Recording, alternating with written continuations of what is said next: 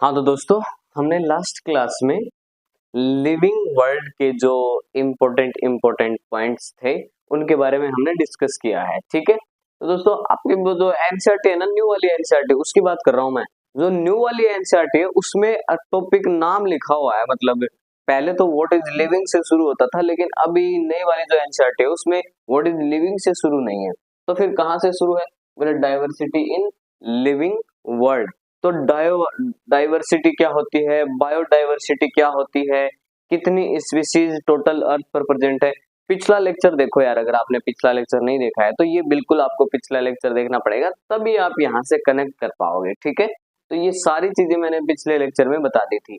मैं बात कर रहा हूँ डाइवर्सिटी इन लिविंग वर्ल्ड, मतलब ये जो जीव जगत है इसमें कितनी विविधताएं हैं, मतलब कितनी वैरायटी है, क्या क्या पाया जा रहा है इनमें। तो देखो दोस्तों, ये वाली जो टर्म्स थी बायोडाइवर्सिटी, ये हमने पहले क्लियर कर ली थी।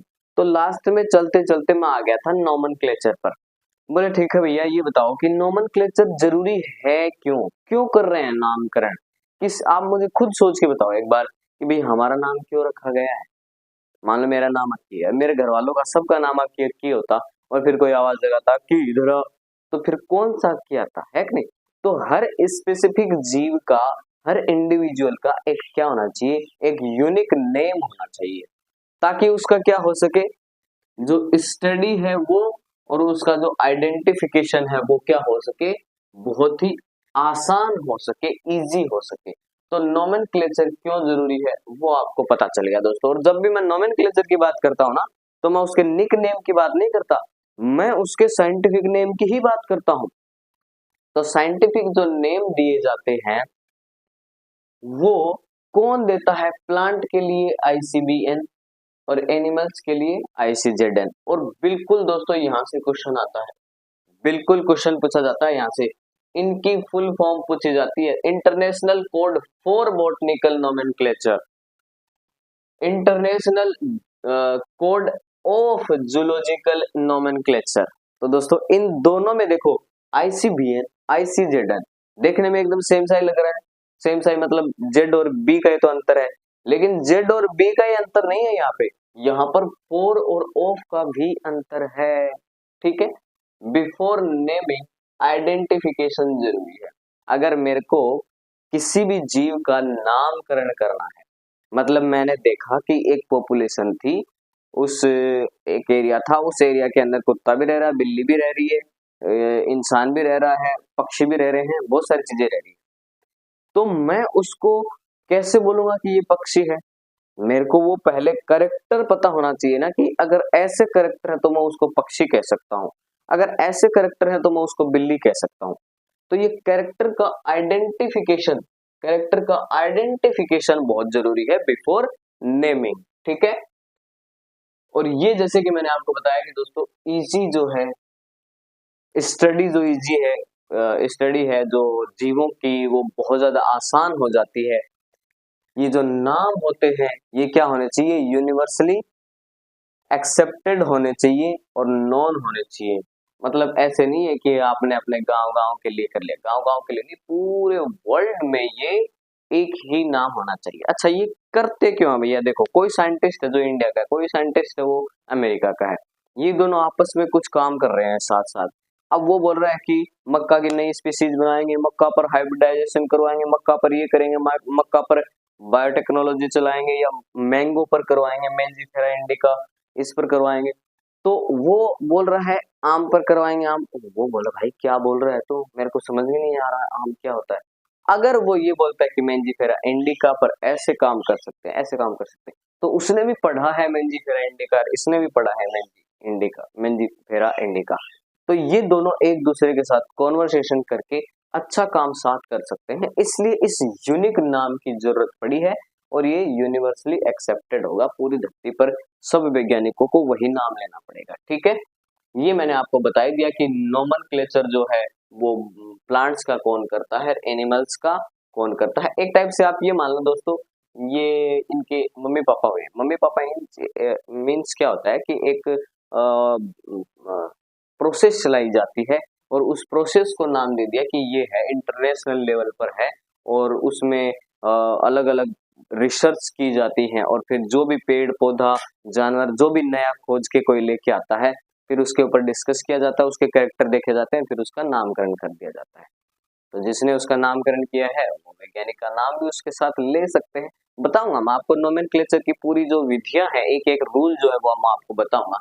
एक बार के लिए आगे चलते हैं। फॉर नेमिंग साइंटिस्ट ने some set of rule procedure principles और स्टैंडर्ड को यूज किया। ऐसे नहीं कि नाम लिया और कुछ भी नाम ले दिया, जैसे कि रूल होंगे उसकी एक प्रोसेस होगी बिल्कुल कि ऐसे लिखना है तो ऐसे ही लिखना है, इसके नीचे अंडरलाइन करनी है, ये छोटा अक्षर है तो छोटा ही लिखना है, मतलब अल्फाबेट में स्मॉल अल्फाबेट लिखना है या जो बड़े जो लार्ज वाले जो अल्फाबेट है उनमें लिखना है, वो पूरा बिल्कुल कैपिटल और स्मॉल वाली जो चीजें होते हैं ना उनको भी ध्यान में रखा जाता है।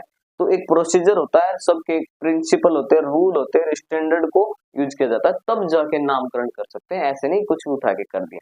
अब देखो दोस्तों, वैसे तो टेक्सोनॉमी वाला जो पार्ट है वो कट हो गया है बुक से, लेकिन फिर भी ये दो नाम आपको बहुत अच्छी तरीके से क्लियर होना चाहिए, क्योंकि ये जो सारी स्टडी है ना, ये जो पूरी जो चीज है ना, ये पूरी चीज इस चैप्टर में जितनी भी चीज बताने वाला हूँ मैं आपको, इवन इससे आगे वाले भी जितने भी चैप्टर होंगे ना उससे रिलेट करता है ये टेक्सोनॉमी। टेक्सोनॉमी क्या है? देखो, साइंस की वह ब्रांच है जो जो जीव होते हैं, लिविंग्स जो होते हैं, उनका आइडेंटिफिकेशन करती है, फिर उनका नोमेनक्लेचर करती है, फिर उनको क्लासिफिकेशन करती है। तो ऐसी साइंस की ब्रांच जो जीवों को, जो लिविंग्स का आइडेंटिफिकेशन करके और उनके कैरेक्टर्स को देख के फिर उनका नामकरण करेगी, और नामकरण करने के बाद में उनको एक पर्टिकुलर कैटेगरी में रखेगी कि अच्छा ये बिल्ली है, ये है, ये कुत्ता है, ये है। ठीक है। वर्ड किसने दिया है टैक्सोनॉमी? APDE कैंडोली, वैज्ञानिक का नाम याद रख लेना। फादर ऑफ टैक्सोनॉमी कौन है? Carolus Linnaeus.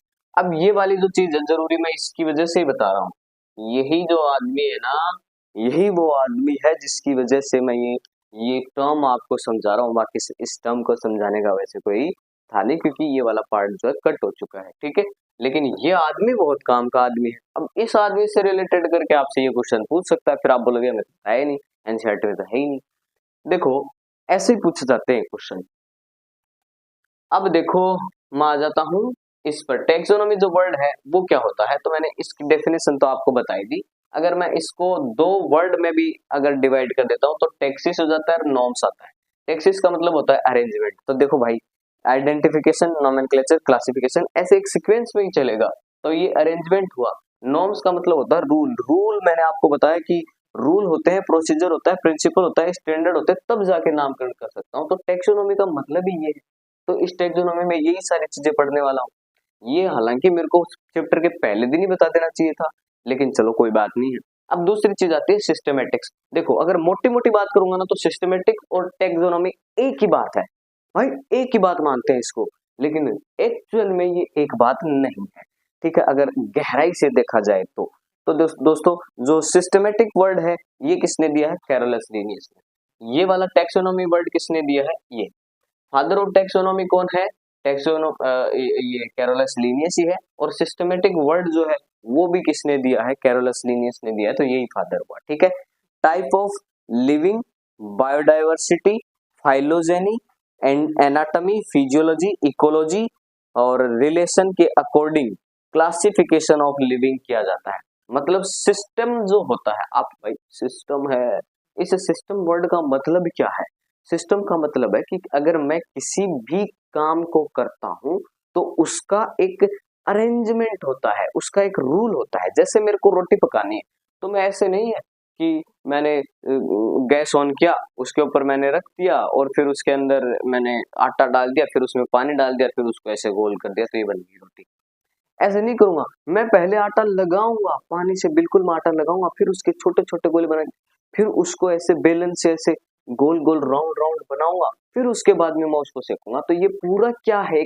एक सीक्वेंस है, एक अरेंजमेंट है, एक सिस्टम है, एक सिस्टमेटिक तरीके से किया गया काम है, तभी वो काम सक्सेसफुल होता है, तभी मैं उसको रोटी को रोटी कह सकता हूँ। तो दोस्तों ऐसे ही है कि ये जो आइडेंटिफिकेशन है, नोमेनक्लेचर है, क्लासिफिकेशन है, ये किसी भी जीव को ऐसे नहीं कि मैंने बाहर से देखा अच्छा ये तो बिल्ली है, हो सकता है बिल्ली के जैसा दिखता हुआ कोई और एनिमल और आपने उसको बिल्ली बोल दिया और वो था तेंदुआ। तो आपको क्या करना पड़ेगा, इतना ही नहीं, आपको सब कुछ देखना पड़ेगा। क्या देखना पड़ेगा, टाइप ऑफ कैसा दिख रहा है, बायोडाइवर्सिटी मतलब उसकी कितनी वेराइटी है, फाइलोजेनी बोले तो उसकी इवोल्यूशन कहाँ से हुआ है, वो पीछे कहाँ से मॉडिफाइड होते होते आया है, फिर उसकी एनाटॉमी मतलब उसके शरीर के अंदर की जो चीजें हैं उसको देखा जाएगा, उसकी फिजियोलॉजी, उसमें कौन कौन से एंजाइम, डीएनए, आरएनए, क्या साइटोप्लाज्म है, क्या कोशिका है, कौन सी कोशिका है, सारी वो चीज देखी जाएगी। इकोलॉजिकल मतलब क्या खाता है, किसको कौन उसको खा लेता है, इकोलॉजी में क्या इंपॉर्टेंट रोल प्ले कर रहा है, इस नेचर में है ही क्यों, इस नेचर के लिए जरूरी क्यों है।